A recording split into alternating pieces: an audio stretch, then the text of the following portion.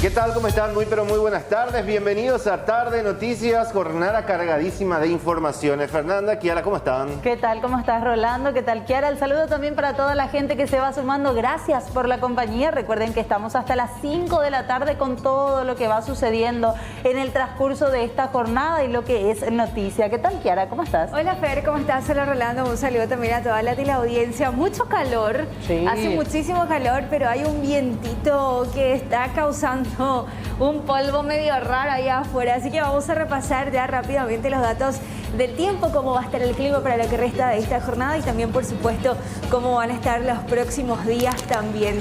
Así está la ciudad capital a estas horas de la tarde, temperatura 33 grados con 8, cielo despejado, una sensación térmica de 32 grados con 2, una humedad de 24%, el viento noreste que va soplando a 25 kilómetros por hora. Para lo que queda de esta jornada, meteorología nos indica que la máxima que se pronostica para hoy es de 35 grados, una tarde-noche bastante cálida, una temperatura que iría descendiendo de 31 grados a 27 por la noche y ya por la madrugada una temperatura que iría de 27 grados a 23. Próximos días, vayamos al pronóstico extendido para mañana jueves. Nos espera un clima bastante cálido también, mínima 23 grados, una máxima de 36. Para el día viernes nos espera un clima caluroso, mínima de 22, una máxima que alcanzaría los 34. Atención porque el día sábado y domingo, meteorología pronostica lluvias.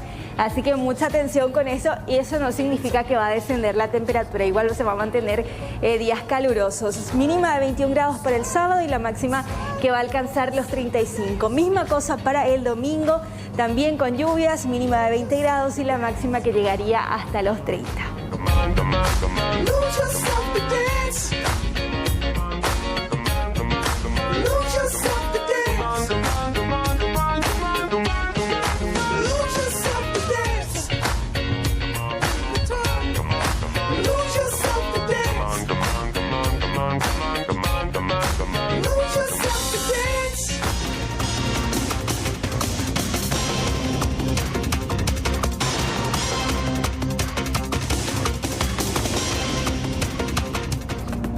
Mucho se habló, Fernanda, en la semana con relación a esta polémica que gira en torno al tema de eliminar el alcotés en los controles aleatorios de la patrulla caminera. Muchas instituciones salieron a cuestionar eso y hoy fue tema de debate en la Cámara Baja. Exactamente, y ya tenemos una respuesta, una resolución por lo menos preliminar de diputados. Se rechazó ese artículo. Raúl, ¿qué tal? ¿Cómo estás?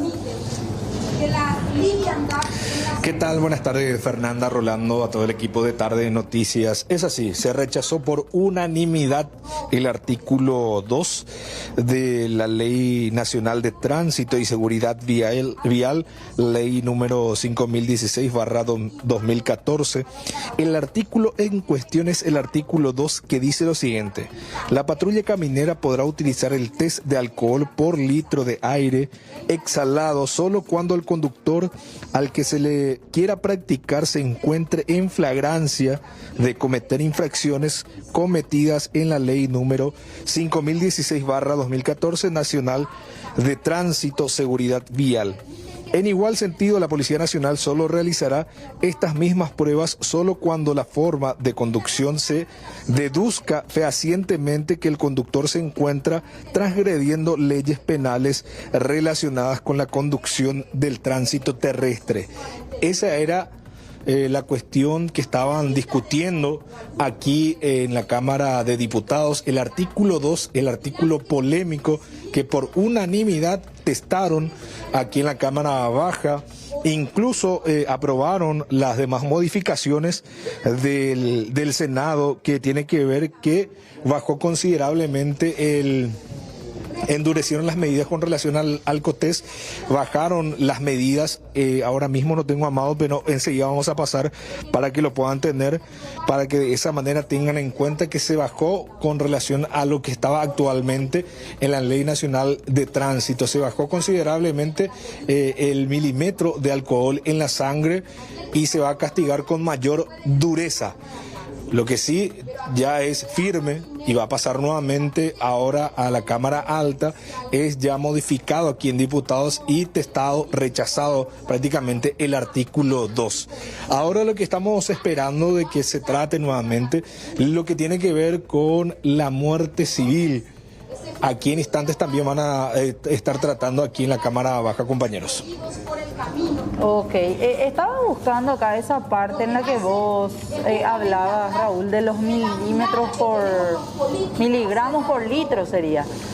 Los números o la cantidad. Por litro de aire exhalado. Exactamente, que constituye una falta gravísima. Eso se volvió a modificar ahí en diputados del proyecto que enviaron los senadores. No, quedó como aprobaron los senadores. Acá solamente rechazaron el artículo 2. Okay. Solamente fue ese artículo que rechazaron, después se aprobó como vino desde el Senado. Acá está, entonces quedaría así como estaba en este proyecto que fue remitido, que dice: la conducción en estado de intoxicación alcohólica desde 0.251 miligramos por litro a 0.399 miligramos de alcohol por litro de aire exhalado es lo que constituye una falta gravísima. Y también el gramaje de alcohol por litro de sangre fue lo que modificaron también para cuando una persona se encuentre en esa circunstancia y después ya sobrepasado el límite de 0.799 gramos de alcohol por litro de sangre, ya se puede remitir los antecedentes del caso al Ministerio Público. Es lo que dice uno de los puntos que modifica esa ley de seguridad vial y de tránsito de nuestro país. Bueno, fue bastante extenso el debate. Exactamente. Sí, fue extenso el debate y ahora lo que me gustaría hacer después también hacer una comparación con lo que fue el anterior ley y para de esa manera hacer la comparación de cuánto es el endurecimiento que hicieron aquí en la Cámara de Senadores y también la Cámara de Diputados. Nosotros estuvimos haciendo una nota con la ejecutiva de la Dirección Nacional de Tránsito y Seguridad Vial. Ella vino acá para tratar de velar acerca de que se rechace el proyecto de ley, el artículo 2 específicamente. Estamos hablando de María del Carmen de Porro. Ella es ejecutiva de la Agencia Nacional de Tránsito y Seguridad Vial. Vamos a escuchar lo que decía a la salida de esta votación. Es la prevención de los siniestros viales. Estamos muy emocionados, estamos muy contentos realmente y creo que esto nos anima a soñar con un país mejor. ¿Con las otras modificaciones están de acuerdo? Totalmente de acuerdo porque se endurecieron las medidas. Bajaron los niveles de alcohol en sangre. ¿Cuál era la medida anteriormente? En este momento no tengo a mano, son medidas muy delicadas y entonces no quiero equivocarme, por temor a equivocarme no les digo. Ahora, ¿sí? ¿cree que el Senado va a aceptar esta decisión de diputados? Y esperemos que sí, haremos el lobby correspondiente. Yo sé de que tenemos buenas perspectivas. O sea, lo más resaltante, aparte de la eliminación que pretendían hacer del control de alcohol aleatorio, también es la nivelación de alcohol en sangre. Eso también modificaron y endurecieron. Eso hizo senadores. Senadores introdujo dos modificaciones. Primero, el endurecimiento del nivel de alcohol en sangre y en aliento, porque bajaron muchísimo. Y la segunda modificación era lo concerniente al control aleatorio de la patrulla, totalmente, en contrasentido total. Ahora, a nivel nacional, las estadísticas, por ejemplo, y lo que preocupa justamente y lo que motivó que se promueva esta ley. No entendí, ¿cómo? La estadística. Sí, no, las estadísticas ahora, en lo que va del año, ya tenemos como 700 muertos por siniestros viales en lo que va del año. Así que imagínense lo que hubiese sido si es que, o lo que sería, todavía no estamos seguros, ¿verdad? Pero ya abriendo más. Eso, así mismo es. Perfecto, gracias. Bueno, muchas gracias a ustedes por acompañarnos. Lo que decía María del Carmen de Porro, ejecutiva de la Agencia Nacional de Tránsito y Seguridad Vial, con relación a este rechazo del artículo 2, se fueron muy contentos luego de esta decisión de la Cámara Baja. Ahora va a volver el proyecto de ley en el Senado para posteriormente su promulgación, si así lo indican los senadores. Perfecto, Raúl, gracias. Pendiente también de las novedades porque hay otros puntos importantes en el orden del día en la Cámara de Diputados a ser tratado. Volvemos contigo en cualquier momento. Así será, hasta luego. Hasta luego. Bueno, hablamos de otra información destacada en el transcurso de esta jornada que nos lleva directamente hasta la zona de Lambaré. Recordarán esta denuncia hecha por vecinos por polución sonora contra una iglesia que se encuentra instalada allí en Puerto Pabla.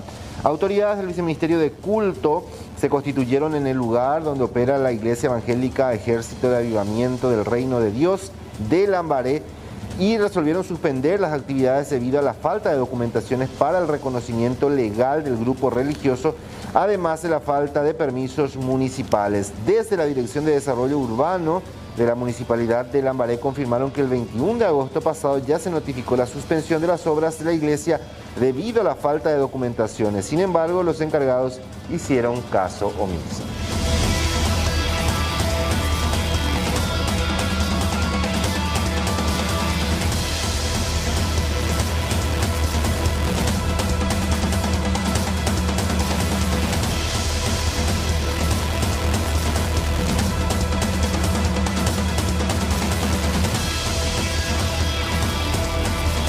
Terrible lo que ocurría en San Antonio con una mujer que además de ser asaltada fue abusada.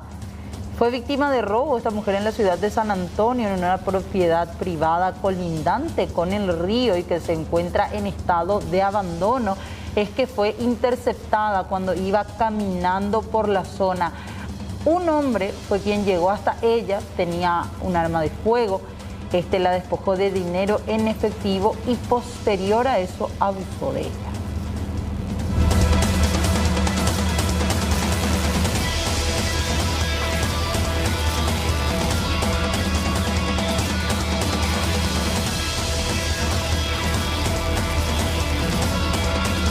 Hablamos ahora de las ollas populares porque los manifestantes decidieron instalar la carpa de la resistencia. Exigen al Poder Ejecutivo que vete parcialmente la Ley de Consolidación Económica y Contención Social o que destine presupuesto a la Ley 6.603 de ollas populares.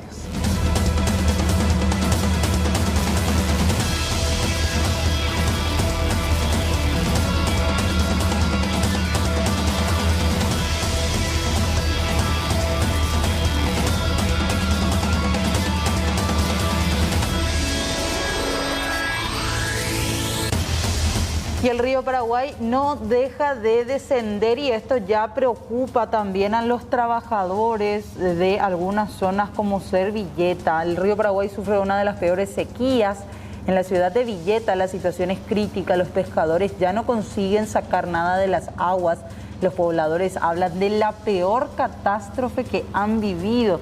Dentro de lo positivo, el lugar lleno de piedras que se convirtió en sitio de ocio, pero lastimosamente eso no compensa la terrible crisis por la que están atravesando los pobladores de la zona.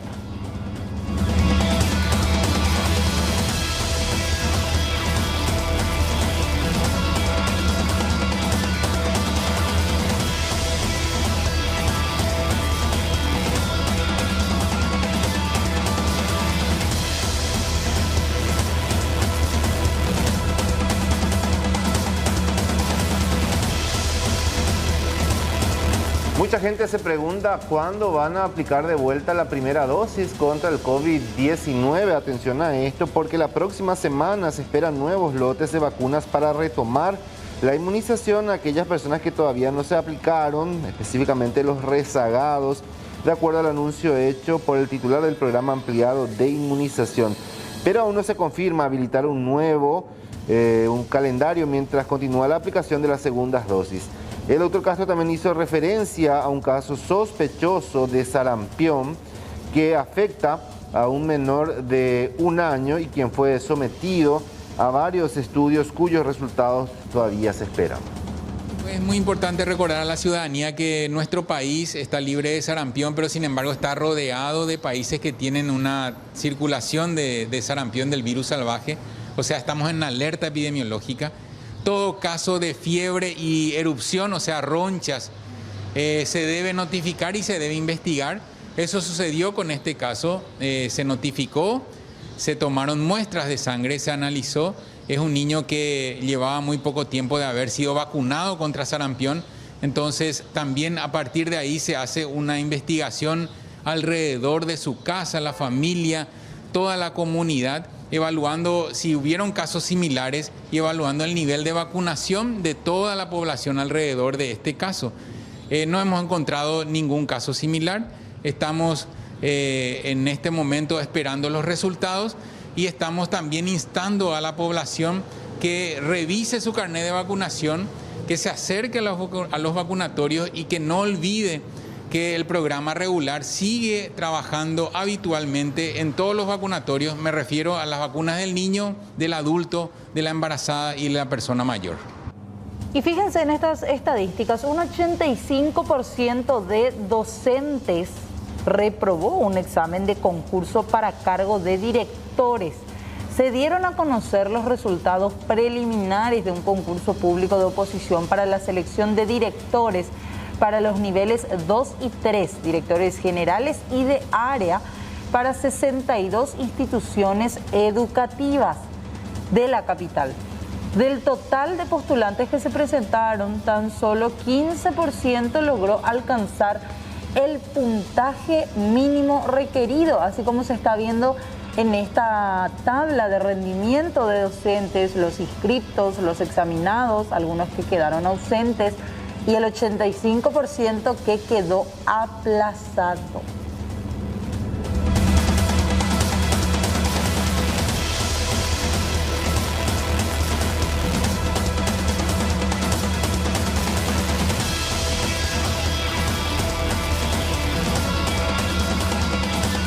Y hoy comenzó el control de buses de transporte del área metropolitana, lo que respecta al tema de frecuencias de servicios. Desde hoy empezaron a controlar la frecuencia y hasta las paradas. El servicio diferencial actualmente es de 3.400 guaraníes, pero si los transportistas llegan a rechazar el subsidio, el pasaje podría aumentar.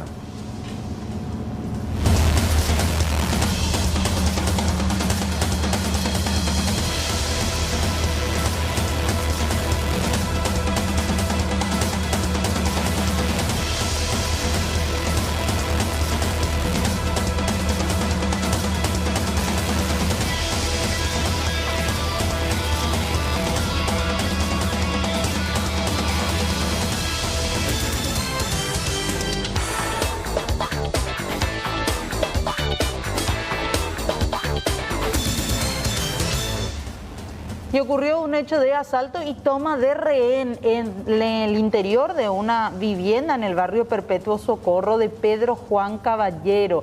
La residencia corresponde al lugar en donde vive un médico brasileño junto con su esposa y sus hijos menores, además de personas ya adultas mayores. Las víctimas escucharon ladridos del perro dentro de la casa, ruidos provenientes del patio, pero cuando una de las víctimas salió a observar lo que estaba ocurriendo, ya se encontró con dos delincuentes que lo terminaron encañonando. Juntaron a las víctimas en la sala de la vivienda, en donde con violencia exigieron la suma de $1 millón que las víctimas dijeron que no tenían en su poder. A las 03 horas tenemos la información que ingresaron. Tuvieron hasta las 4:20 más o menos 3 personas de sexo masculino quienes ingresaron por encima de la muralla, se internaron en el estacionamiento. Posterior a eso, el perro que se encuentra en la vivienda empezó a ladrar, hecho que alarmó al dueño de casa, y cuando se levantó a abrir el blinde correspondiente, estas personas ya procedieron a punta de pistola a indicarle nuevamente al dueño que ingrese a la vivienda. Solicitaron dinero en efectivo. La víctima comentó que no cuenta con dinero en efectivo dentro de la vivienda. A raíz de eso procedieron a realizar una transacción bancaria a una cuenta de un banco de plaza, cosa que no se efectivizó también porque se procedió al bloqueo de esta cuenta, y como no encontraron dinero en efectivo, entonces se apoderaron de algunas joyas que se encontraban al interior y luego salieron de la vivienda, abordaron un automóvil cuyas características ahora estamos analizando a través de los circuitos cerrados, como también estamos analizando la trayectoria que habían tomado posterior al hecho. Vamos hasta el este del país. Impactantes imágenes de circuito cerrado. Fíjense este vehículo que se estaciona allí en el microcentro de Ciudad del Este, sobre la calle Adrián Jara y Boquerón. Y seguidamente vamos a ver en imágenes una camioneta que circulaba por el lugar y termina llevándose por delante este vehículo que vuelca. A su vez termina afectando a otros 2 vehículos. El conductor dio negativo a la prueba del alcotest y hay varias versiones con relación a lo que pudo haber ocurrido. Esta mañana temprano el jefe policial decía que el conductor de la camioneta llegó a manifestar que en un momento dado supuestamente se le cayó el celular en el piso de la camioneta y cuando intentó recogerlo ya no tuvo tiempo y terminó chocando contra este vehículo. Y horas después, ya cerca del mediodía, se hablaba de que supuestamente un motociclista se cruzó en el camino y terminó chocando también contra este vehículo. El hecho, reiteramos, ocurrió en el microcentro de Ciudad del Este.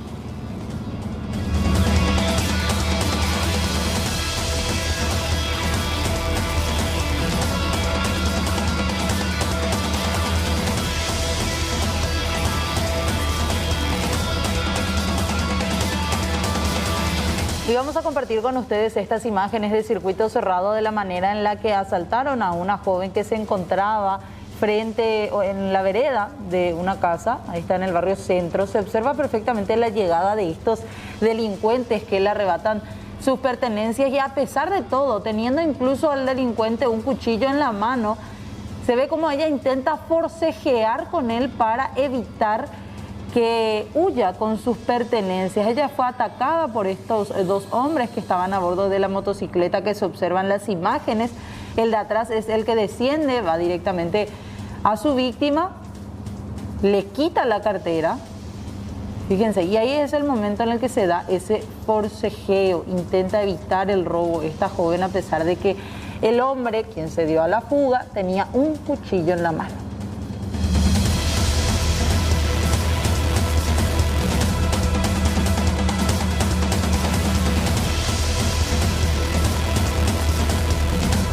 Vamos hasta Encarnación, donde comerciantes salieron esta mañana a protestar y cerraron de forma intermitente la ruta Paraguay 1, exigiendo al gobierno el cumplimiento de las promesas hechas durante los últimos meses.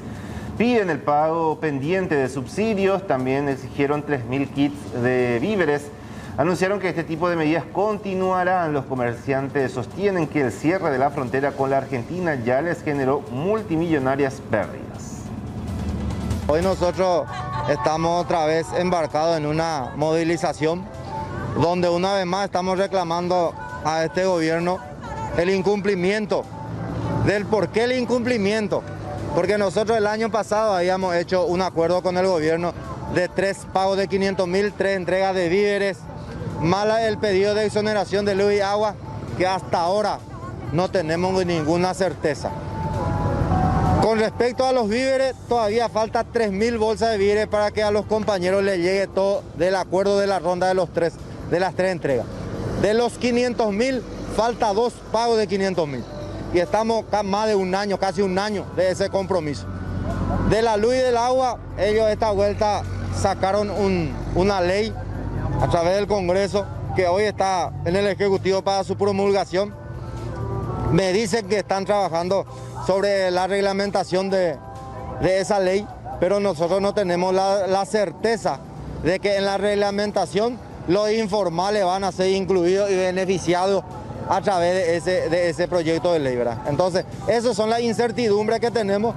¿Por qué? Porque no tenemos una versión oficial en cuanto a la reglamentación del gobierno. Hay que hacer una cosa, era para marito no me lo me hará. Mara la hemos sufrir pesaite, bebé. La única yo voy a marito es por favor o me es a ni la otra vía de jugar eso o disparar o Y una pareja con sus hijos quedó prácticamente con la ropa puesta debido a que de esta manera se incendiaba la vivienda en la que ellos residen. El fuego terminó consumiendo toda la vivienda. De acuerdo al informe preliminar, se había iniciado aparentemente a raíz de la fuga de gas en la cocina. Pese al enorme esfuerzo de los bomberos, las llamas consumieron la totalidad de la vivienda que estaba ubicada en el asentamiento Guayaquil del distrito de San Ignacio.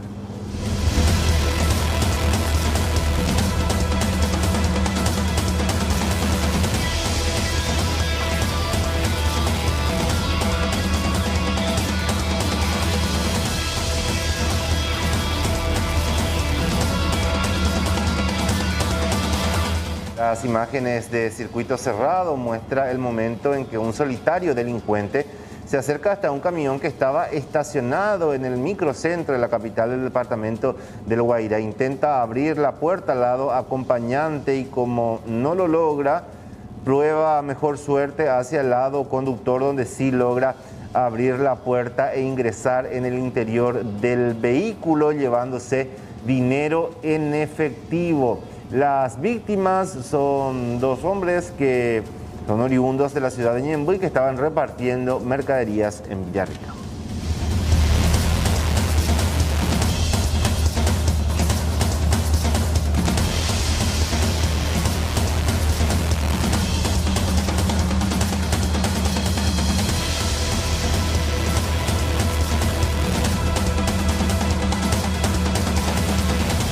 El juicio oral y público contra el autor de este terrible hecho, el caso de la niña Naidelin, ocurrido en febrero del año pasado en Mingaguazú. La audiencia entra a su etapa conclusiva ya con los alegatos finales para que posteriormente el Tribunal de Sentencia delibere sobre la responsabilidad que tienen los dos acusados. Durante el juicio la pericia concluyó que la pequeña Naidelin fue quemada cuando aún estaba viva. Su cuerpo fue encontrado un día después de su desaparición en el kilómetro 26 de dicha ciudad.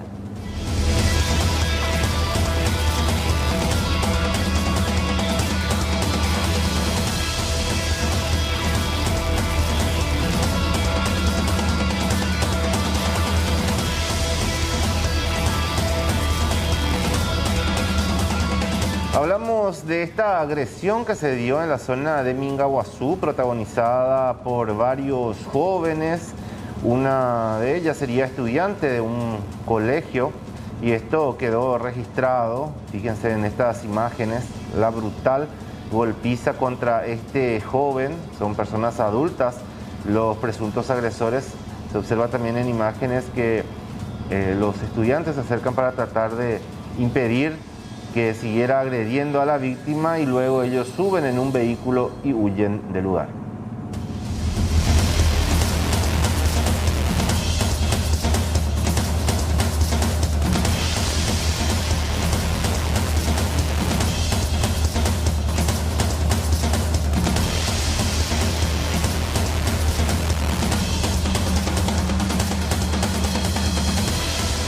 Y establecemos ya este contacto vía Zoom con la candidata a Intendencia de Asunción, Joana Ortega, para hablar un poco de una solicitud de amparo constitucional a raíz esto de un pedido de información. Joana, ¿qué tal? ¿Cómo estás?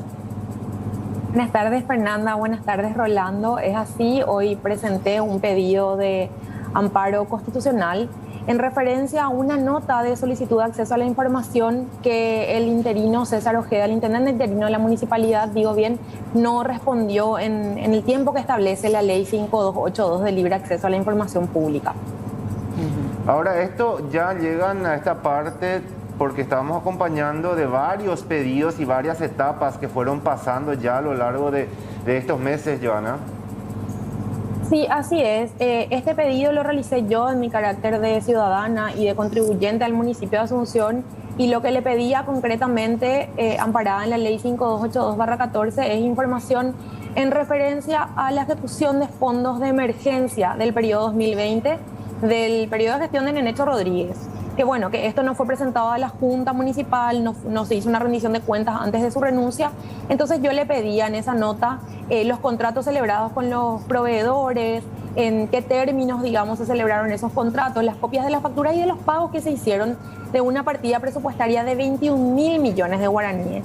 Como no tuvimos respuesta en los 15 días hábiles que establece la ley, es que recurro a presentar un amparo con patrocinio de mi abogado el día de hoy para que la justicia ya corra traslado a la municipalidad respecto al acceso a esa información que queremos transparentar para toda la ciudadanía. ¿Hay alguna sospecha, Joana, con respecto a estos fondos de emergencia y cómo fue utilizado por la comuna?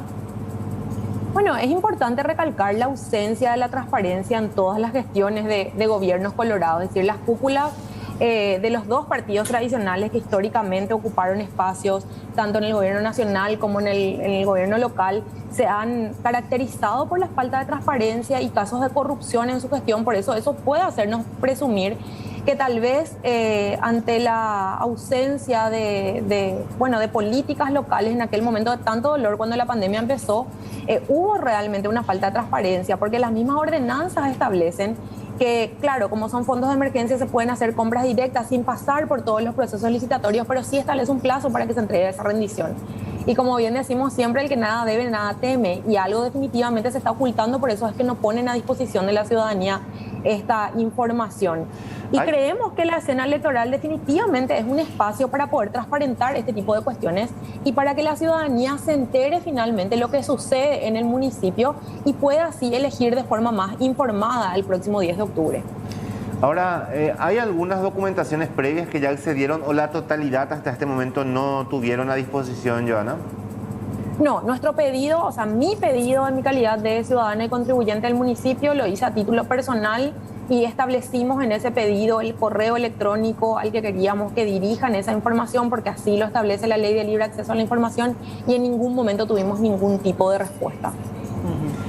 Ahora, por lo general, uno observa que en los últimos tiempos, con el tema de la transparencia, el acceso a la información pública, uno solicita y si bien demora algunos días, ya enseguida te envían por correo o de diferentes formas, pero en este caso se da la situación de que tenés que recurrir a un amparo para poder acceder a esos documentos. Así es, Rolando. Yo misma tengo experiencia en mi época de estudiante todavía y después en mi vida profesional también. Varias veces he solicitado información a distintas instituciones. La verdad que la Municipalidad de Asunción nunca, incluso cargando desde la página web los pedidos, me devolvían al correo electrónico toda la información solicitada. Como decís, con algunas dificultades en algunos casos, en el caso de algunas instituciones, pero normalmente la respuesta se da.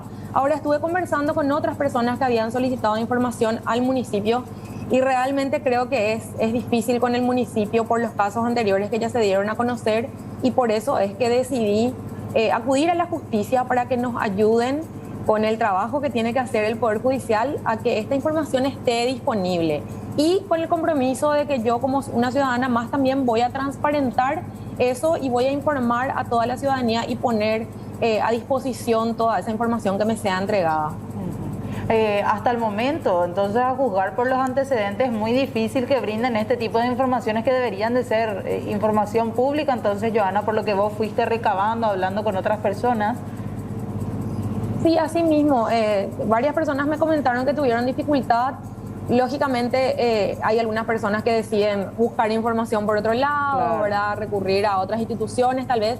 Pero la ley es muy clara. Si el municipio no dispone de esta información, que en este caso no sería realmente tal, porque es información sobre contratos celebrados con proveedores, facturas o cualquier otro instrumento, y los instrumentos de pago, ¿verdad? Ya sean cheques, comprobantes de transferencia y demás. O sea, ¿qué excusa tendría el municipio para no entregar ese tipo de información?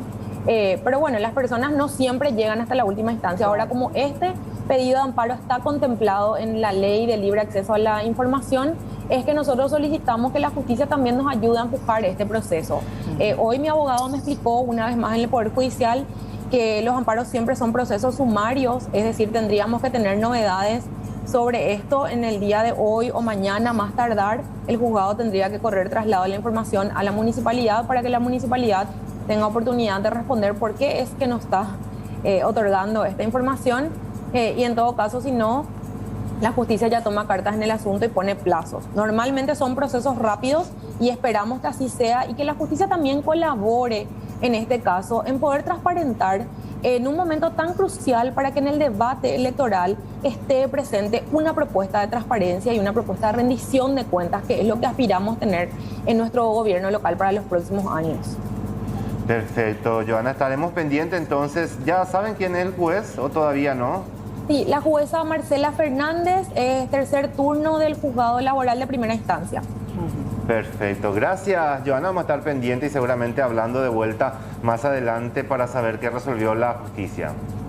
Así es, cualquier información que nosotros recibamos del proceso que ya está abierto, vamos a estar comunicando a los medios y a través de redes sociales también para que toda la ciudadanía esté enterada. Muchas gracias por el espacio y el contacto. Muchas gracias, Joana Ortega. Entonces, con relación a esta presentación judicial que hizo en el transcurso de esta jornada, esperando acceder a todas esas documentaciones de la Municipalidad de Asunción en lo que respecta al tema de los fondos emergenciales. 15 horas con 38 minutos, hace mucho calor, se va sintiendo bastante alta la temperatura, 33 grados. Hacemos pausa, ya venimos. Informada con relación al tema del rechazo al artículo 2 para el tema del Alcotés, que va a tener que volver al Senado. Otro punto importante que se estará debatiendo en el transcurso de esta jornada de la sesión extraordinaria de la Cámara de Diputados guarda relación con el tema de la sanción a aquellos que no votan. Sí, querían modificar el código o algunos artículos del código electoral. Uno de ellos ya establece, luego Rolando, multas a las personas que no acudan a ejercer su derecho al voto. Lo que quieren es que ahora se haga efectivo y que sea el TSJE con identificaciones de la Policía Nacional los que vayan controlando. Y decía el proyecto de ley, todavía no fue tratado en la Cámara de Diputados, tiene que ser tratado esta tarde. El proyecto establece 44.000 guaraníes de multa, medio jornal, a aquellas personas que no vayan a votar en las elecciones. Y si no pagan esa multa, otra vez, tienen algunas sanciones, no pueden hacer algunos trámites, por ejemplo. Si no pagan la multa de 44.000, se le limita a servicios públicos, no se le permite realizar trámites ante tributación, no pueden expedir o no pueden sacar sus pasaportes y una serie de trámites que no pueden realizar. Hay muchos que están en contra. Y entre ellos estos dos diputados, a quienes vamos a escuchar a continuación. Yo creo que votar es una obligación realmente, sobre todo en países como el nuestro, en que votamos mal o no votamos y luego nos encontramos con los gobiernos que tenemos. Ahora, ¿cuál es el método para obligar? ¿Y cuál es la multa o la sanción? Podemos discutir. Los que no se van a votar no son los pobres. Los que no se van a votar son los de una clase social o intelectual un poco superior. Esa es la gente que no se va a votar. Para esa gente 40.000 guaraníes no es nada tampoco, nada. Hay un voto vulnerable en el país, hay un voto vulnerable, que es el voto que se compra, se extorsiona, es el voto que se va a votar para mantener sus cargos, es el funcionariado público. Ese es el voto vulnerable. Lo ideal sería que la clase política les motive. Eso sería lo ideal. Como no logramos eso y como necesitamos un gobierno legítimo, creo que hay que buscar una obligatoriedad. También por el rechazo del proyecto. Eso no corresponde tampoco. Primero, yo creo que, si bien es cierto, la ley actual ya establece, nunca se ha aplicado así de buenas a primeras y con los agregados que incorpora el proyecto de prácticamente una muerte civil, no me parece lo más recomendable. Que yo creo que hay que buscar otro tipo de alternativa para motivar al elector a que participe. ¿Cuáles serían esas alternativas? Y un poco ser más exigente a la hora de ofrecer candidaturas, de tal manera que la gente también se entusiasme cuando vea quiénes son los candidatos. Cuestiones de ese tipo que para mí es prioritario.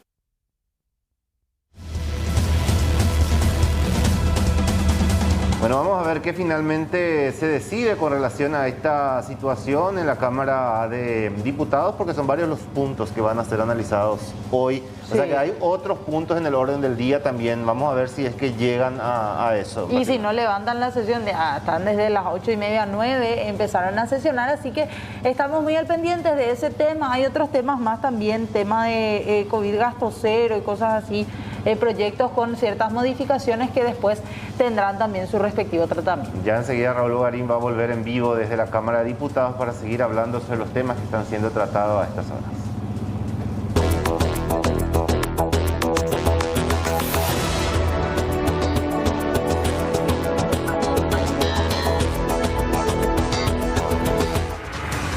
Vamos a hablar de cine, sí, porque publicaron el tráiler oficial de la última película de James Bond, con 18 meses de retraso por la pandemia. La nueva entrega de James Bond, Sin tiempo para morir, calienta motores a pocas semanas de su estreno con el lanzamiento del tráiler final, rebosante de tomas de acción y planos vertiginosos. La película, ansiada despedida de Daniel Craig como el agente 007, se estrenará en cines el 30 de septiembre, al igual que en las salas del Reino Unido. La premier mundial está prevista para finales de mes en el Royal Albert Hall de Londres. La espera ha terminado, sentencia el tráiler en el que Craig acapara los focos, compartiendo algunas escenas que ya también veíamos en algunas tomas cuando salía a la luz que se estaba grabando esta última película. Vamos a disfrutar, sí, de este tráiler. I just want to be a little tidier.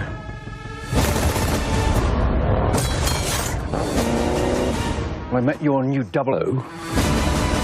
She's a disarming young woman. You ever flown one of these things before? Nope.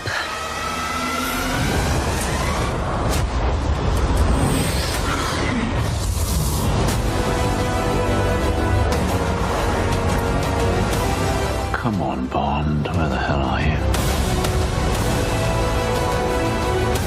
If we don't do this, there will be nothing left to save. When you're ready. You're late.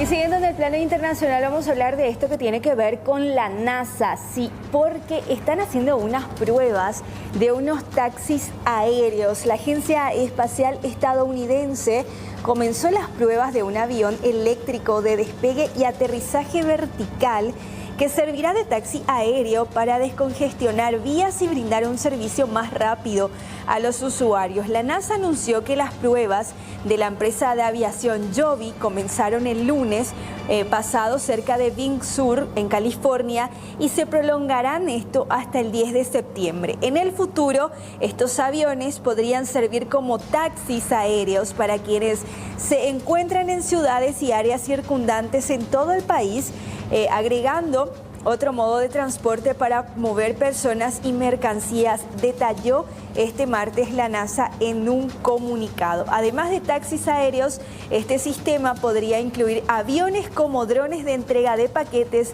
y vehículos de transporte médico.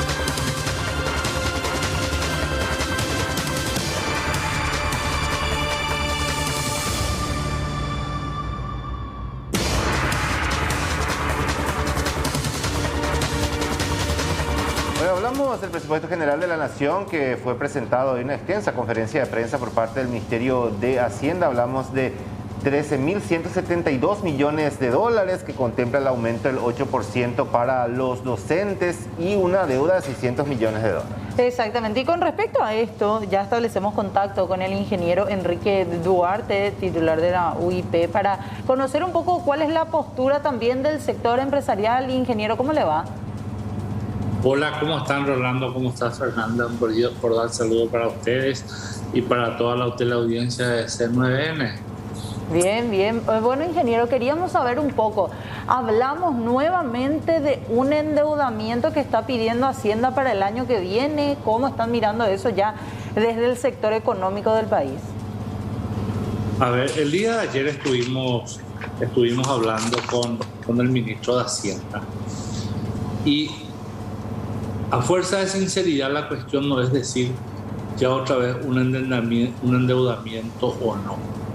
El presupuesto general considera realmente tienen prevé un crecimiento, está calculado sobre la base de un escenario de recuperación, o sea, con un crecimiento del 3,8%, con una racionalización del gasto corriente real del 0,1% y una contención del gasto del 0,2%. Bajo estas premisas es muy difícil, ¿verdad?, construir un presupuesto. La verdad es que solamente se consideró una parte, que es el aumento para lo que es el sector de salud, que es un aumento ya garantizado, y los aumentos que están relacionados al salario mínimo, ¿verdad? Todos aquellos salarios del sector público que corresponden al salario mínimo por sí tienen un aumento, y bueno, de eso no nos podemos librar, porque al final es parte de la normativa jurídica del Estado, ¿verdad?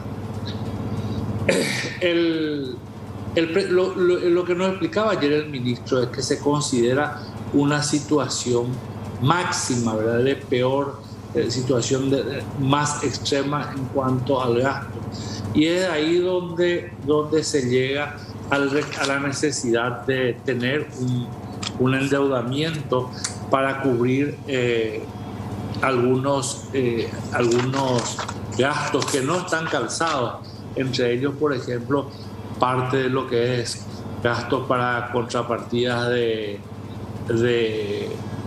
inversión pública, que estaban en el orden de los 350, 400 millones de dólares. También el presupuesto hay que considerar que considera una disminución de lo que es el gasto, o sea, la inversión en obras de infraestructura, sobre todo cuando hablamos de obras calzadas en el presupuesto rígido, ¿verdad? Por ejemplo, en el 2021 vamos a tener una inversión en infraestructura de 9.1 billones de guaraníes, y para el 2022 eso se prevé que baje a 8.1 billones de guaraníes. También en la composición del presupuesto, ¿verdad?, lo que es la parte de salarios, ¿verdad? En el 2020 teníamos un 31% en educación, va a bajar a 29% en el 2021. En la parte de policías y militares se tenía el 17%, va a bajar al 15%. En el tema de salud se mantenía el 14%, estaba en 14% y se va a mantener el 14%. Y en los gastos salarios administrativos también se mantienen en el orden del 20%. Lo otro también que hay que destacar es que el crecimiento también del presupuesto es para hacer frente a aquella parte de los gastos que hacen al sector de salud que no van a ser cubiertos con el presupuesto de este año. Bueno, la situación es difícil, ¿verdad? El déficit de inversión es del 1%, que son 205 millones de dólares, y el déficit en salud, que son los dos elementos deficitarios, va a ser de 0,5%, que hablamos de 240 millones de dólares, que son lo que se tiene sin financiamiento, o sea, 445, 450 millones de dólares. Nosotros estuvimos analizando esto y nosotros entendemos de que no se considera el aumento de ningún gasto en materia salarial, lo cual es un avance, ningún aumento más allá de aquello ya comprometido, ¿verdad?, que es el gasto de salud, de los salarios del sector de salud y de los ajustes del salario mínimo. Fuera de eso, digo que es muy difícil trabajar en el presupuesto. Hablábamos también un punto muy importante que teníamos que considerar en ese momento, cuál es el riesgo, ¿verdad?, en cuanto a los factores de riesgo del presupuesto. Y recordemos de que se está trabajando en un escenario ideal. No sabemos todavía si puede venir una tercera ola. No sabemos realmente el desenlace de la situación climática, que son los efectos principales que pueden incidir sobre el presupuesto. Después hay otros riesgos de las demandas postergadas, reclamo docente, qué sé yo. O sea, las decisiones que se han tomado y se deben seguir tomando es tener mucha cautela en los gastos. Consideramos del sector privado y le hemos manifestado al ministro que se debe tener una acción fuerte sobre el contrabando, porque el contrabando también constituye un factor de riesgo sobre el presupuesto. ¿Por qué? Porque si sigue aumentando a estos niveles, los ingresos fiscales no van a llegar a los niveles previstos, ¿verdad? Y tenemos que también, para mantener los valores de la macroeconomía, tenemos que apostar un poco a una promoción de lo que sea en el tema de las APP. Sin ninguna duda, hay que seguir en el tema de reformas y hay que buscar consensuar lo antes posible la modificación de la ley de compras públicas.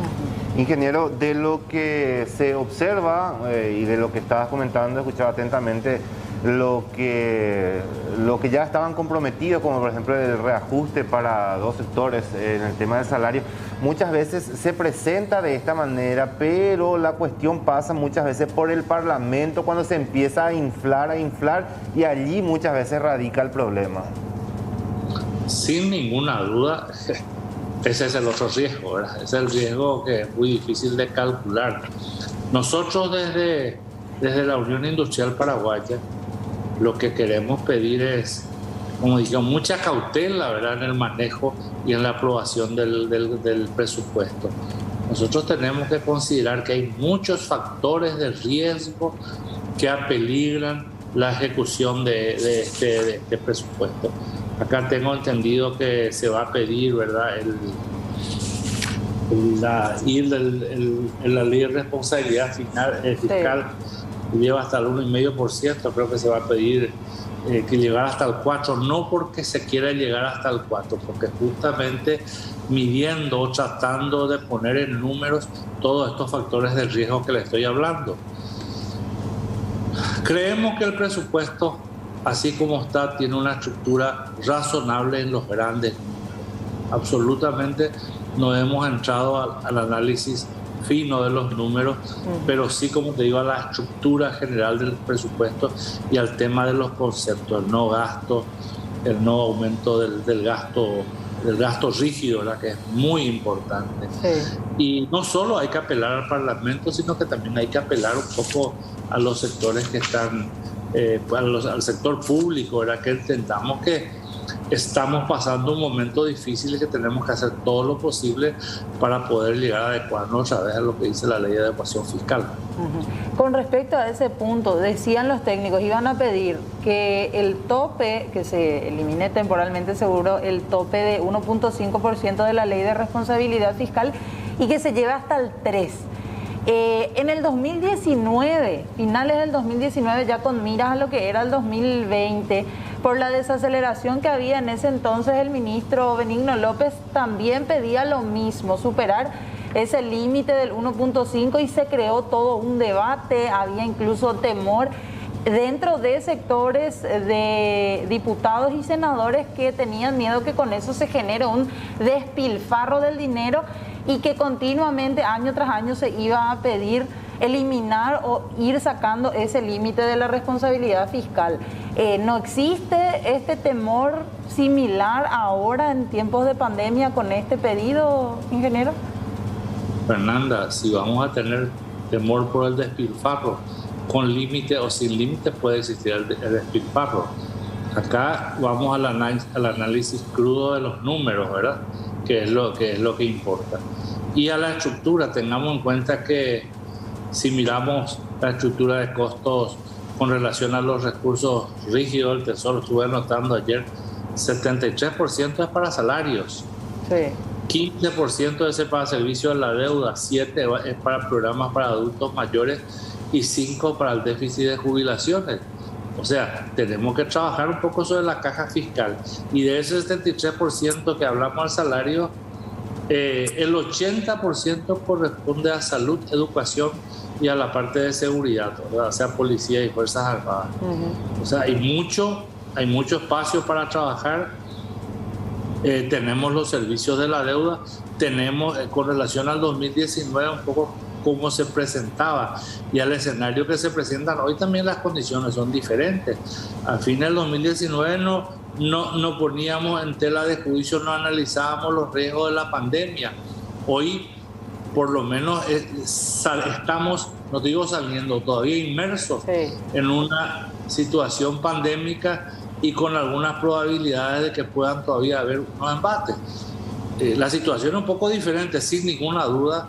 Esto puede generar discusión, pero como le vuelvo a decir, nosotros creemos que el presupuesto, así como está, es cauteloso en cuanto a gastos. Sabemos que van a tener problemas y nosotros lo que pedimos es mucha conciencia al sector legislativo y mucha conciencia al sector público para que estos números no crezcan. Ingeniero, así como se reunieron con el ministro de Hacienda, ¿está previsto más adelante como gremio también sentarse a hablar con los legisladores? Desde luego, desde luego.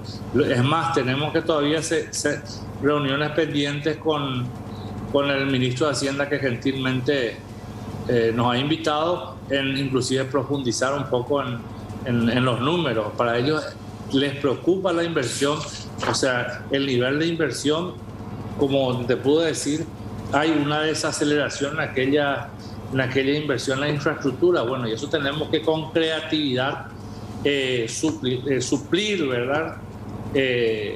Con acuerdos público-privados, con diversas inversiones en donde el capital privado tenga un rol muy importante. Recordemos que también, como les dije, el presupuesto prevé un 8,2% de los ingresos tributarios.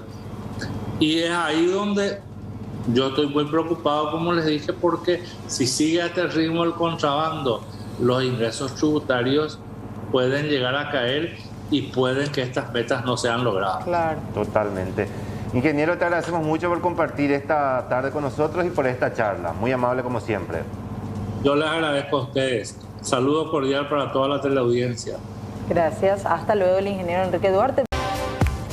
16:06, momento de repasar de vuelta los datos actuales del tiempo. Así está la ciudad capital a estas horas.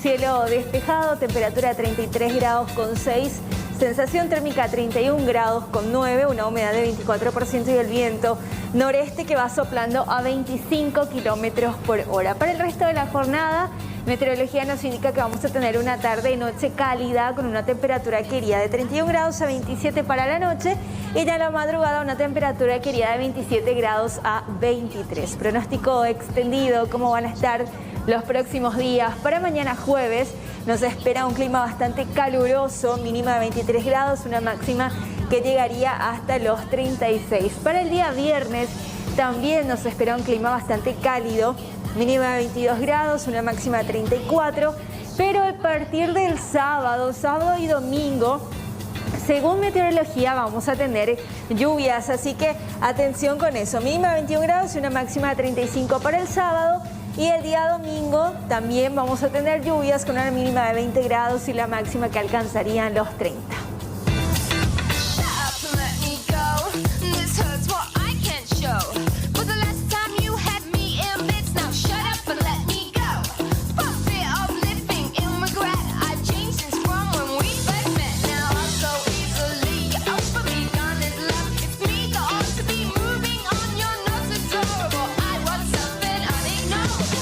Be someone else.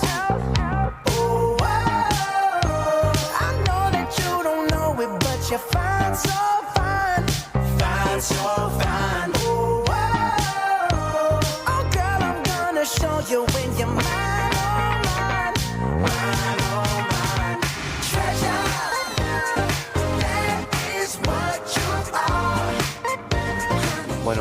mostrábamos hace rato, Fernanda, pero vamos a volver a compartir el video de la brutal agresión contra un estudiante de un colegio allí en la zona de Mingaguazú por parte de un grupo de adultos, porque son personas mayores, ya lo que estamos viendo en ese video.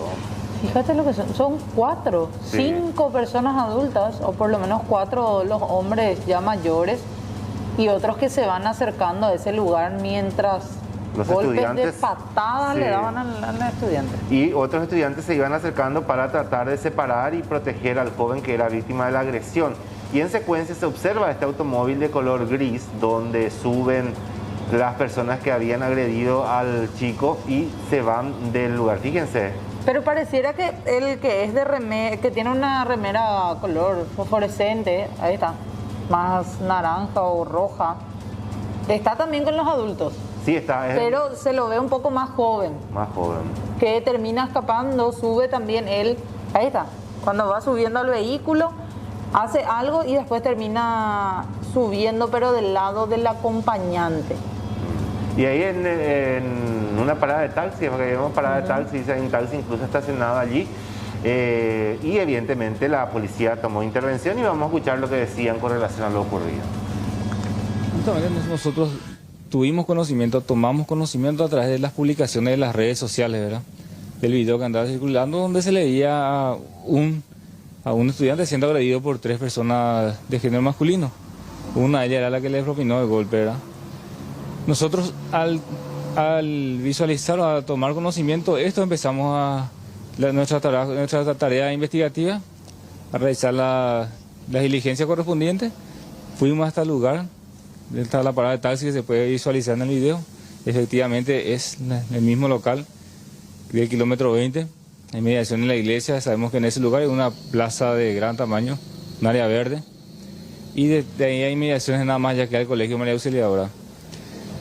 Solamente fuimos recibidos por un taxista, un profesional, que nos estuvo indicando justamente que este hecho supuestamente ocurrió el día de ayer a las 5 menos cuarto o 5 menos 10 de la tarde aproximadamente, ¿verdad? Que en ese lugar llegó el estudiante, detrás de él otras 3 personas que empezaron a discutir, después le propinaron los golpes al estudiante y al reclamo del taxista. Solamente los mayores de edad solamente dijeron que el estudiante, que la víctima había fallado con ellos. No dio grandes explicaciones, después se retiraron del lugar cuando llegaron los demás estudiantes para defenderle a la víctima, ¿verdad? También la víctima se retiró del lugar sin brindar sus datos, sin dar explicaciones, ni tampoco pidiendo auxilio al taxista según en ese lugar. Hasta el momento nosotros en la comisaría no tenemos todavía una denuncia formal del menor, de los padres del menor o de alguna otra persona que haya visualizado o tenga conocimiento de este hecho, ¿verdad? Hasta el momento solamente lo que tenemos son el video del circuito cerrado. Se nos dificulta identificar a las personas ya que el vehículo no tiene chapa. Sí, la característica es solamente un vehículo Toyota, de la marca Toyota, modelo premium, el color plateado con polarizadora, sin chapa. Es lo único que tenemos hasta el momento.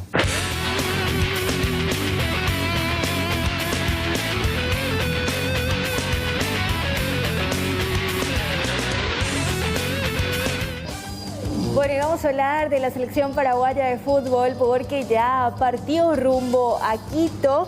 La selección paraguaya de fútbol viajó con destino a Quito para el compromiso con Ecuador por las eliminatorias sudamericanas. La llegada a la capital ecuatoriana está prevista para las 19:45. A las 15 despegó el avión del aeropuerto Silvio Pettirossi que trasladaba a la selección paraguaya de fútbol. El combinado guaraní juega el jueves ante Ecuador a las 17 horas en el Rodrigo Paz Delgado, esto por la 9ª fecha de las eliminatorias sudamericanas. También posterior a ese partido con Ecuador, Paraguay tiene que afrontar 2 encuentros más contra Colombia y Venezuela, ambos en condición de local, y estos partidos se van a disputar en el Estadio Defensores del Chaco.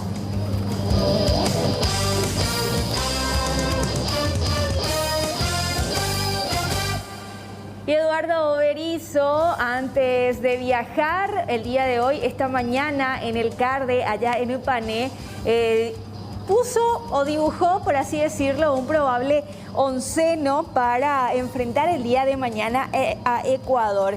Y sería con Anthony Silva, Alberto Espínola, Fabián Balbuena, Junior Alonso y Martínez. Ahí en el medio estaría Brian Ojeda, Jorge Morel, Richard Sánchez y Lorenzo Melgarejo. Y en el ataque estaría el nuevito de la selección. Hablamos de Luis Amarilla, acompañado de Ángel Romero.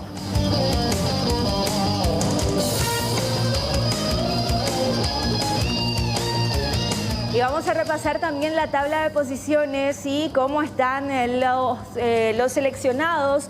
Brasil lidera esta tabla con 18 unidades, le sigue Argentina con 12, Ecuador con 9, Uruguay y Colombia con 8 puntos, Paraguay, que está fuera de la zona de clasificación, con 7, Chile con 6, Bolivia 5, Venezuela 4 y Perú último en esta tabla de posiciones con 4 puntos.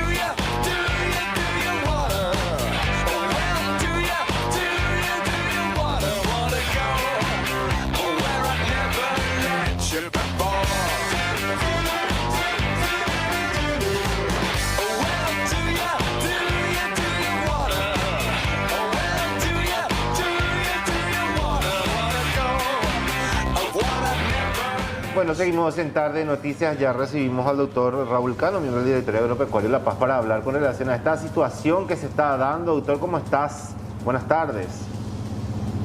Muy buenas tardes, Rolando, Fernanda. Gracias por el espacio.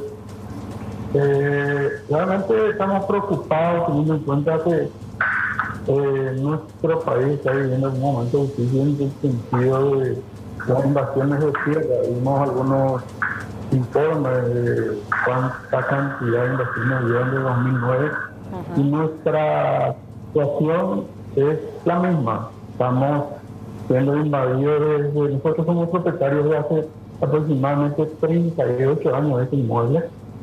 Nuestro problema comienza en el año 2004 como esta comisión vecinal 13 de mayo. Estamos hablando del departamento de Itazúa, distrito de Tomás Romero Pereira. Comienza nuestro problema con el pedido de expropiación ante el INDE. Este pedido de expropiación fue negada en orden administrativo por el INDE en 2004. Posteriormente pide nuevamente una expropiación al Parlamento Nacional. La Cámara de Diputados en el 2019 deniega nuevamente este pedido de expropiación. Interina a eso piden nulidad de títulos. La nulidad de títulos pasa a vía judicial.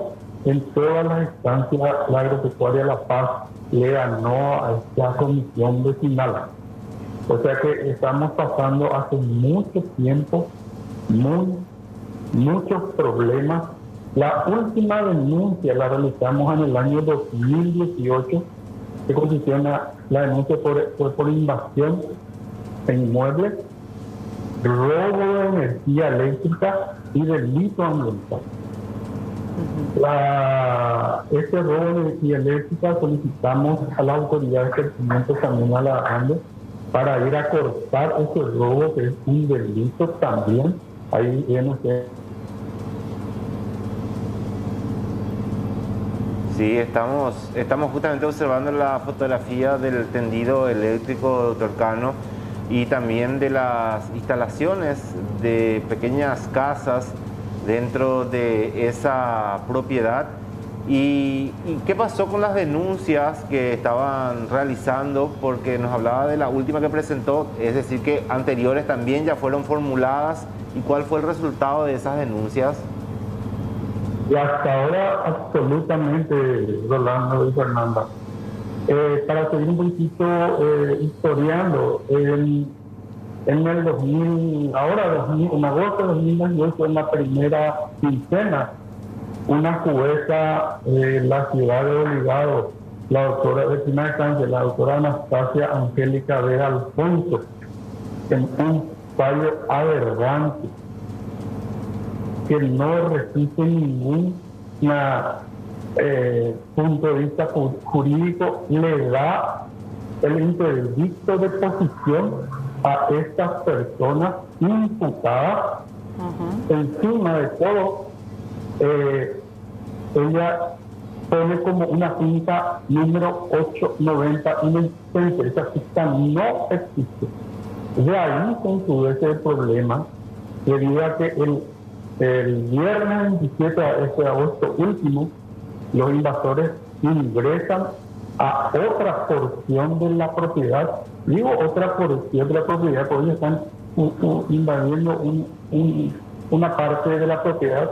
Ahora con este interdicto, donde ellos se creen que son poseedores de ese inmueble, vuelvo a repetir, a través de un fallo aberrante de la jueza Anastasia Angelina Vera Alfonso, que le da este interdicto de posición a personas imputadas. Yo no soy abogado, no entiendo mucho, pero es un fallo jurídico aberrante. ¿Qué ocurre? Para seguir historiando. El viernes ingresan a la propiedad, se hace la demanda correspondiente a través de la fiscalía pide los datos de la propiedad, la constitución del dominio, somos dueños de hace años. El martes, ayer, se hace el desalojo de las personas que estaban en la propiedad, ya rastroneando. Hay una foto que ustedes están mostrando, ven ya que rastronear significa comenzar a preparar el suelo para ellos plantar en la propiedad de la agropecuaria Larma. Esa es la foto que estaba hablando recién. Tienen su canchita de vóley, etcétera. Ellos ya se adueñaron de esa propiedad. Se constituye la comitiva fiscal, le arresta a 6 personas en este interín. Después de unas horas salen nuevamente, no fueron arrestadas. Hoy ingresan al casco de la propiedad y le intiman, quiero que escuche la audiencia de ustedes, por favor, lo que le voy a decir, le intiman al encargado de la propiedad que abandone esa propiedad y le dice que nosotros como propietarios tenemos que ya retirar la casa que tenemos hace 38 años y retirar todas nuestras pertenencias. Imagínense lo grave que está ocurriendo. Personas que están imputadas, que cometen delitos ambientales, que cometen robo de energía eléctrica. Nosotros, personas que pagamos nuestros impuestos, nuestro grado, nuestros impuestos municipales, pagamos la ANDE, tenemos licencia ambiental, tenemos plan de uso de la tierra. Realmente estamos totalmente protegidos. Y evidentemente aquí hay un tinte político, indudable. Ahora, doctor, ¿cuántas personas son las imputadas? Y imagino también que aparte de esas personas que ya fueron plenamente identificadas, el grupo es mucho mayor y se les motiva a que en grupos vayan ocupando estas zonas que usted decía, ¿no? Así es, Fernanda. Aproximadamente son 46 personas imputadas, todas identificadas con número de cédula de identidad. Realmente estamos atados aquí, hermano, porque vuelvo a repetir, somos personas trabajadoras, pagamos nuestros impuestos, estamos al día con todas nuestras obligaciones, pero no hay respuesta hasta ahora del Estado paraguayo. Ahora nuestro capataz, que tiene hijos pequeños, hasta está arriesgando su vida. Si ocurre algo o alguien llega a morir o fallecer, yo creo que la audiencia puede saber quiénes son. Es la Comisión Vecinal 13 de mayo, porque llegaban hasta el casco de la casa pidiendo que abandonen como si fuera que ellos son los dueños de esa propiedad. Es lo mismo que yo entré en la casa de alguien y me diga, Te doy 24 horas para que abandones esa casa porque yo soy el dueño. Es muy triste, ¿verdad? ¿Amenazas de muerte se producen también o algún tipo de amenazas en general por lo que menciona del guardia nada más o del capataz? Amenaza de muerte para que te den cuenta, Fernanda, cuando la gente de la AMBE, ahí pasan las imágenes, fueron a tratar de cortar ese robo de energía, estando la policía con ellos, uno de los líderes la amenazó de muerte. Ahora, ¿hace cuánto tiempo vemos ahí esas casas con la cancha de vóley de Tocano? ¿Hace cuánto que están esas, por ejemplo, instaladas allí? Rolando, esas imágenes que están pasando desde el viernes. En otra porción de la propiedad están instaladas más de 20 a 30 casas. Ellos son personas que no respetan las leyes ambientales. Existe una ley ambiental donde dice que en el margen hídrico, ya sea de un arroyo o una naciente, no se pueden talar bosques. Ellos no respetan eso y llegan a talar los bosques hasta al ladito de los arroyos. Por ende, esas 300 arroyos desaparecen con el correr del tiempo. Otra cosa quería agregar, que en nuestro activo ambiental de nuestra propiedad llega al cerca del 60%. ¿Qué es lo que estoy queriendo decir?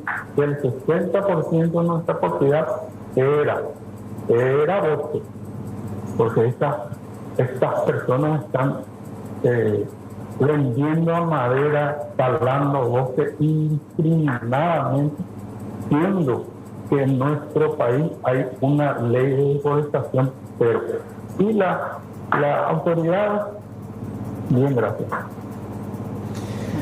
Bueno, doctor, vamos a estar dando seguimiento a este caso y acompañando también cómo va el proceso judicial. Te agradecemos mucho por compartir estos datos con nosotros aquí en Tarde Noticias. Muchas gracias a ustedes, Rolando y Fernanda. Muy agradecido por haberme permitido poner a conocimiento la opinión pública todo lo que estamos pasando lastimosamente en nuestro país. Y yo considero que esa zona, esa región donde estamos hablando, es una zona liberada. Sí. Ahí mandan los campesinos. Muchas gracias. Gracias, doctor Olcano, presidente de Agropecuaria La Paz S.A., con relación a esta situación que se está dando allí en la zona de María Auxiliadora.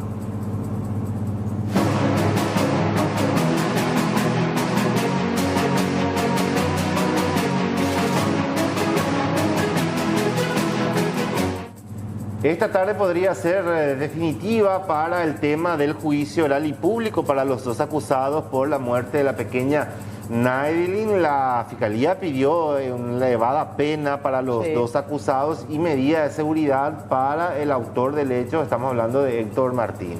30 años más 10 de seguridad es lo que piden. Rodrigo Mancuello está siguiendo el juicio oral y público en estas instancias finales. Contigo, Rodrigo. Amigos de Héctor Eduardo. Buenas tardes, Fernanda, Rolando. Sí, nos encontramos aquí en el Poder Judicial en pleno juicio oral y público, donde está hablando justamente la querella. Bien lo decía Fernanda, la Fiscalía pidió 30 años de cárcel para ambos, más 10 como medida de seguridad justamente para Héctor Eduardo Martínez. Vamos a escuchar un poquito lo que dice la querella en estos momentos en directo. Kilómetro 26. En ese lugar está la granja de la familia. Se quedó en una esquina, eso hemos escuchado de los testigos, y como no estuvo nadie ahí, se dirigió a la ciudad de Mingaguazú. Para tal efecto utilizó el vehículo de la marca Toyota Premio, color oscuro, un vehículo bastante llamativo, por cierto, y se fue hasta la casa, a las cercanías de la casa de la señora Eli, el cual él conocía perfectamente. Y otro dato relevante en donde se demuestra la premeditación con que actuó Héctor Eduardo en connivencia con su madre, es que Héctor Eduardo sabía perfectamente que los fines de semana, es decir, sábado y domingo, la menor se encontraba con la abuela, mejor dicho, con los padres. Ojo con ese dato. Él sabía, manejaba que la menor estaba en la casa de su madre. Y lastimosamente ese día, el 29 de febrero, fecha que va a marcar para siempre la vida de la familia González Martínez, cuando la menor Naidelin había solicitado permiso a su mamá para ir a comprar chupetín del almacén de la esquina. Naidelin estaba vestida con un vestidito y con una zapatillita. Ya que quería irse tanto al almacén, su mamá le dice, bueno, tráeme una esponja. Hemos escuchado eso aquí. También hay que tener en cuenta de que el almacén es vista a 100 metros de la casa de la mamá de Naidelin. Era normal que ella a sus 7 años pudiese ir a ese almacén. Era costumbre. Y la menor se fue contenta y feliz a comprar su chupetín y a traer el mandado de su mamá, que era una esponja de lavar. Esponja que se encontró al lado del cuerpo de Naidelin. Lo que la menor no sabía es que al salir de ese almacén encontraría a la muerte en persona. ¿Por qué? Porque esta persona a quien ella llamaba de tío, porque a Héctor Eduardo debemos recordar de que la menor le llamaba de tío, le cantó en su cumpleaños. Las veces que llegaba a la casa contaba a la mamá que le hacía fiesta. Entonces cuando Héctor Eduardo se acerca a la menor y le llama desde su automóvil, evidentemente la menor se habrá acercado al mismo. Momento que fue aprovechado por Héctor Eduardo para agarrarla a la fuerza. La niña gritó, la niña zapateó. ¿Y quién escuchó eso? Escucharon los vecinos, que también vinieron a prestar su declaración testifical en este juicio oral y público. Estos dos vecinos jovencitos que se encontraban en la casa de la señora Selva, y de nombre Rodrigo, y el otro era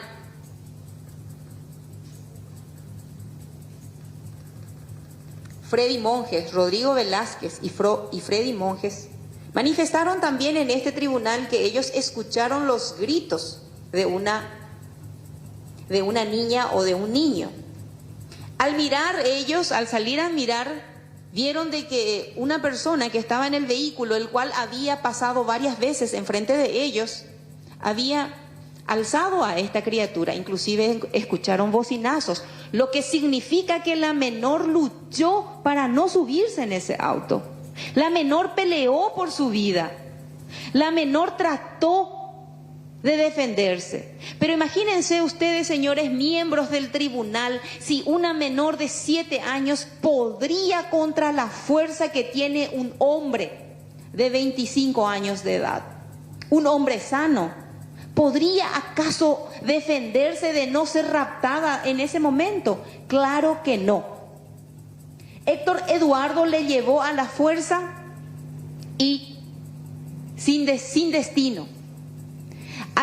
Desde el momento en que la menor no llega a su casa, la madre sale a preguntar qué pasó si no le vieron. Momento en que recibió la peor noticia de su vida, cuando los vecinos le informaron de que su niña había sido raptada por un hombre de camiseta roja en un auto Toyota, color Toyota, tipo premio, color oscuro. La vida de esta familia se derrumbó en este momento, ya que no sabían qué es lo que estaba pasando, qué es lo que estaba ocurriendo, y todos esos testimonios hemos escuchado en este lugar. Sin embargo, Héctor Eduardo ya sabe. No, como todos los miércoles, sin lugar a dudas, la cita ya está hecha con Una Noche Amigo. Exactamente, ya están los compañeros, ahí los vemos ya, a Héctor, a Ricardo, a Pablo también. ¿Cómo les va? ¿Cómo les va? Hola, ¿cómo estás, Fernanda? ¿Cómo estás, Rolando? Bien. ¿Cómo están? Muy bien. Acá con Ricardo Alderete, con Héctor, en el espacio de ellos, donde me subo un rato para este contacto con ustedes, compañeros. Bueno, ¿qué vamos a tener en Una Noche a Mil esta noche desde las 9? Hoy están invitados al bar de Una Noche a Mil Fidel Zavala, el senador, y la comisario María Elena Andrada, para hablar sobre dos temas que creo son de los más actuales. Hablar de inseguridad y hablar de invasiones, sobre todo porque mañana jueves se trata en el Senado un proyecto de ley que lo que pretende es elevar las penas a las invasiones. Y estuvimos recabando un poco de datos también que queremos compartir con nuestros invitados hoy sobre la cantidad de invasiones que va a lo largo de estos últimos años, y sorprende, compañeros, que esas invasiones no están lejanas a nuestra propia realidad. Es decir, uno dice, cuando habla de invasiones piensa en el Chaco, piensa en lo rural, piensa que le afecta solamente a los ganaderos, piensa que le afecta a los ojeros, piensa que le afecta a gente con muchas hectáreas, muchas riquezas, terratenientes. Pero en realidad nos vemos que los números nos van a sorprender. No quiero spoilear, pero nos vamos a enterar que había sido en la capital hay números alarmantes de invasiones. Y en central, en zonas urbanas, una cantidad importantísima de invasiones. O sea, no estamos hablando de propiedades rurales, sino gente que toma terrenos así que están en zonas rurales. Nos llamó mucho la atención comprobar la cantidad, una cantidad interesante. O sea, el derecho de la propiedad es el que está en juego acá. No es solamente si es rico, si es pobre el propietario, Héctor. No, el ejemplo que tenemos es un ejemplo que Rolando incluso lo ha expuesto en sus diferentes espacios y en su cuenta de Twitter también, lo que está pasando en Itaquirí. Sí. De la mano del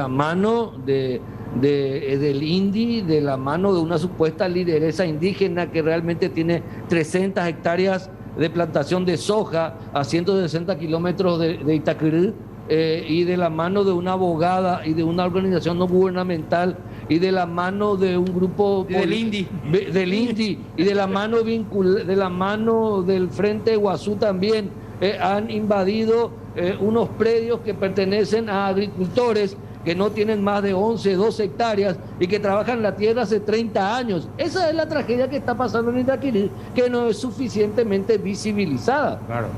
Ahí un mambo. Y lo otro, la inseguridad. Cada vez uno prende C9N, Rolando, Fernanda, uno prende C9N y empieza a ser frecuente eso de lo que descansamos un tiempo en la pandemia. El video del circuito cerrado de la estación de servicio asaltada por motoasaltante, la chica que se bajó del micro y el motoasaltante. Empezamos a ver otra vez los noticieros de C9N, un montón de estos videos. O sea, están proliferando otra vez estos hechos delictivos. Y de esos temas vamos a hablar, compañeros, esta noche a las 21 horas, en Una Noche a Mil, por las pantallas de C9N. Interesantísimo, de hecho, que cuando hablaban de la zona urbana, de las invasiones, grandes desalojos, por ejemplo, que se hicieron en la zona de Luque, no hace mucho tiempo, bastante violentos también, por cierto, pero que finalmente se lograron desalojar. La zona de Limpia, allá por Villa Elisa también, todas esas zonas donde se dieron invasiones, y será interesante saber un poco los números, porque estamos hablando ya hace un tiempo, pero esto constantemente viene dándose. Exactamente, y que no aparezca nada más como una sensación de inseguridad también lo que está pasando en las calles en estos últimos tiempos. Decías vos bien, Pablo, una cantidad nuevamente de casos que vamos reportando, incluso la gente también que nos hace llegar por el WhatsApp Ciudadano constantemente. Así que la invitación está hecha entonces, compañeros, Una Noche a Mil para hoy a las 9. Así mismo, a partir de las 21 horas, como todos los miércoles en este inicio de otro mes, el mes de la juventud y de la primavera, les mandamos saludos ahí a todos los que están trabajando con ustedes detrás de cámara y al público de C9N. Gracias por la amabilidad de dejarnos entrar a sus pantallas. Un abrazo, Pablo, Ricky, también a Héctor allí desde Radio 1000. Una Noche a Mil hoy a partir de las 21 horas por C9N. Nosotros seguimos con la información que se está registrando a estas horas de la tarde allí en el este del país. Continúa el alegato final por parte de la querella en el caso Negri. Él le forzaba tanto a hablar sobre el momento del hallazgo del cuerpo. Decía: yo tengo hijos y nunca he visto en todos los años de servicio algo tan cruel como hicieron con esta criatura. Hasta a los propios policías le estremecieron la imagen que encontraron.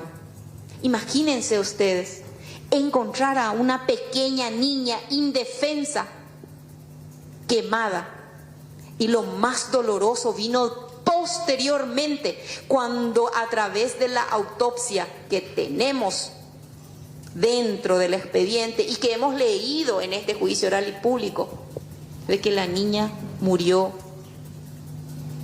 por quemaduras y que estaba viva porque aspiró en el foco del incendio. Yo me imagino lo que esa niña habrá sufrido y habrá pasado en ese momento. Y ese hallazgo de cadáver ocurrió no por colaboración de los hoy acusados, ocurrió por una forma fortuita, gracias a este señor, a este capataz. Lo llamativo de toda esta historia es que el lugar del hallazgo con la casa de la señora Limpia Concepción dista a unos 600 metros en línea recta, nos decían acá nuestros peritos. O sea que era un lugar cercano a la vivienda de los hoy acusados. Y se podía llegar perfectamente a través de vehículos en el lugar, y también ellos conocían perfectamente. ¿Por qué? Porque hace años que viven en ese lugar. Se ha comprobado fehacientemente de qué forma la niña murió.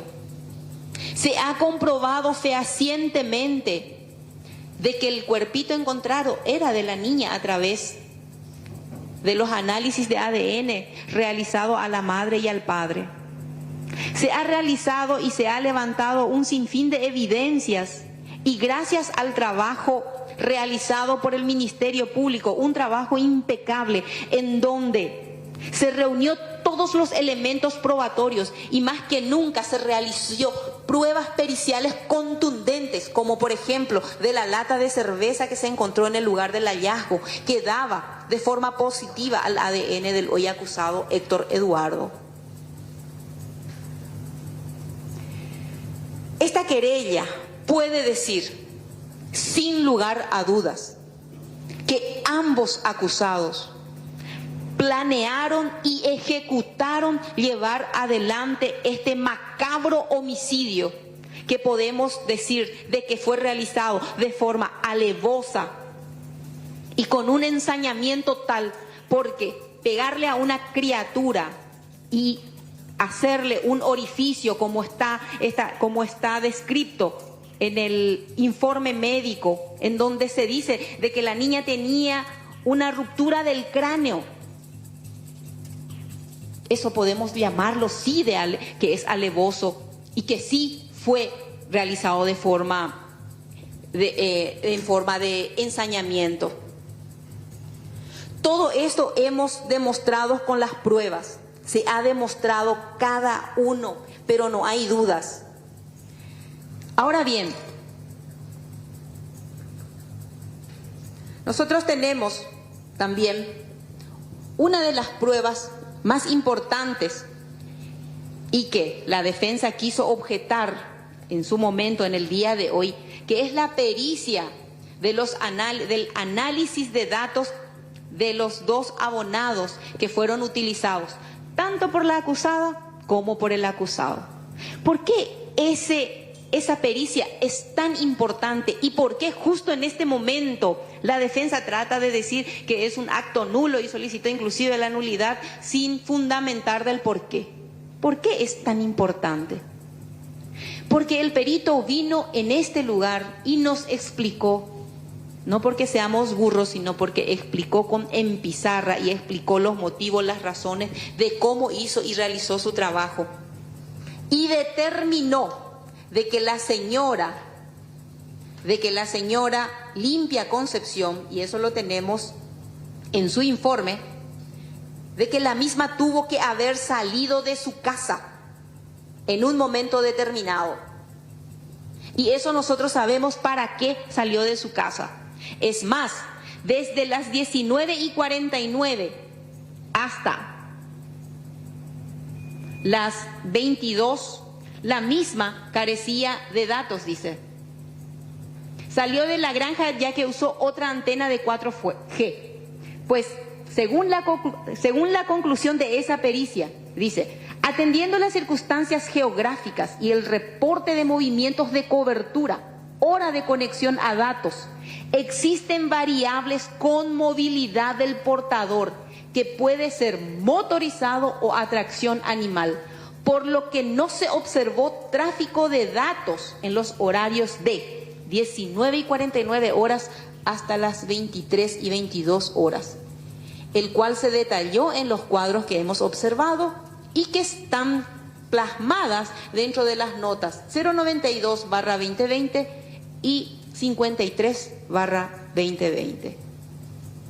Todo esto nos lleva a la conclusión de que ambos acusados han realizado este hecho, son los autores materiales, y todo lo más triste de esta situación es que ellos hicieron porque querían vengarse de la familia. Así como hablaba la señora agente fiscal cuando hablaba de los móviles y fines del autor, podemos decir con certeza de que el móvil que tuvieron, los móviles que le indujeron a realizar esto fue la venganza.